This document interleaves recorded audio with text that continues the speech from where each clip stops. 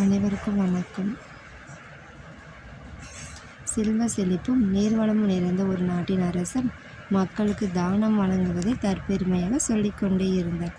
அவரின் தற்பெருமையை கேட்ட நாதர் ஒருவர், மன்னரே, நீங்கள் என் கூட வாங்க என்று சொல்லி தன்னுடன் அழைத்து சென்றார்.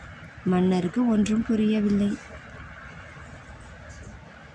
மலைவளமும் நீர்வளமும் நிறைந்த மலைநாட்டு அரசனை பார்க்க அழைத்து சென்றார் நாதர். நாட்டுக்குள்ளே போகும் வழியில் தண்ணீர் தாகம் எடுக்க ஒரு வீட்டில் தண்ணீர் வாங்கி குடித்தார் மன்னர்.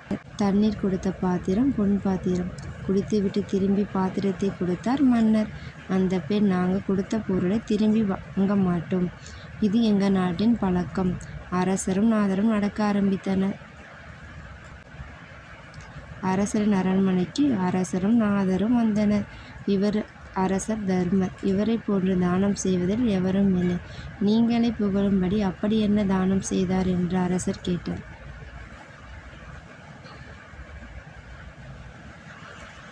நாள்தோறும் ஆயிரக்கணக்கான ஏழைகளுக்கு அன்னதானம் அளிக்கிறார்.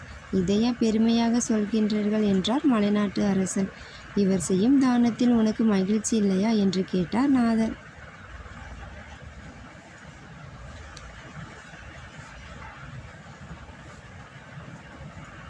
எங்கள் நாட்டில் பசியுடன் நிற்பவர் எவரும் இல்லை. அன்னதானம் தந்தால் பெறுவதற்கு யாரும் வரமாட்டார்கள். இவர் நல்லாட்சி செய்தால் அத்தனை பேர் பசியுடன் நிற்பார்களா? அதனால்தான் நான் மகிழ்ச்சி அடையவில்லை என்று சொன்னார்.